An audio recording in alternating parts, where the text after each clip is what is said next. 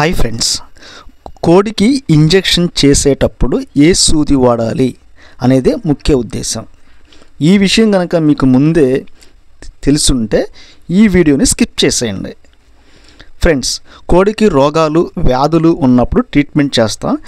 అది ట్రీట్మెంట్ చేసే పద్ధతి రెండు రకాలుగా ఉంటుంది. ఒకటి ఓరల్ ట్రీట్మెంట్, అంటే నోటిలో మందులు వేసి ట్యాబ్లెట్టో గొట్టమో వేసి నీళ్ళు పోస్తాం, అది ఒక పద్ధతి.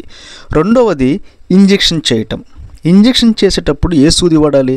సూదుల్లో చాలా రకాలు ఉన్నాయి. స్పెషల్గా ఇంజెక్షన్ చేయటానికి ఒక చిన్న సూది వెటర్నరీ మెడికల్ షాపులో అయితే అందుబాటులో ఉంది.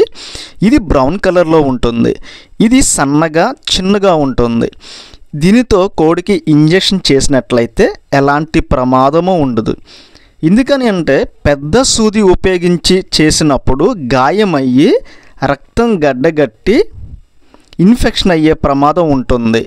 సూది బారు ఎక్కువ ఉంటే సూది ఎముకకు గుచ్చుకునే అవకాశం కూడా ఉంటుంది. ఎముక కనుక గుచ్చుకున్నట్లయితే ఇన్ఫెక్షన్ అవుతుంది.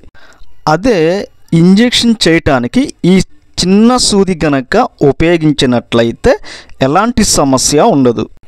సాధారణంగా అందరూ కూడా ఈ 2 ml సిరంజి తీసుకొచ్చి దీనితోనే ఇంజెక్షన్ చేయటం జరుగుతుంది. నేనైతే ఈ 2 ml సిరంజికి ఉన్న సూది తీసేసి చిన్న సూదిని అటాచ్ చేసి దానితో ఇంజెక్షన్ ఇస్తున్నాను. వీడియో నచ్చితే లైక్ చేయండి. ప్రయోజనకరంగా ఉంటే మీకు తెలిసిన కోళ్ళు మేపే మిత్రులందరికీ షేర్ చేయండి. నా కాంటాక్ట్ నెంబర్ని డిస్క్రిప్షన్లో ఇచ్చాను, చూడండి. ఏదైనా సందేహాలుంటే కామెంట్ చేయండి. Thanks for watching.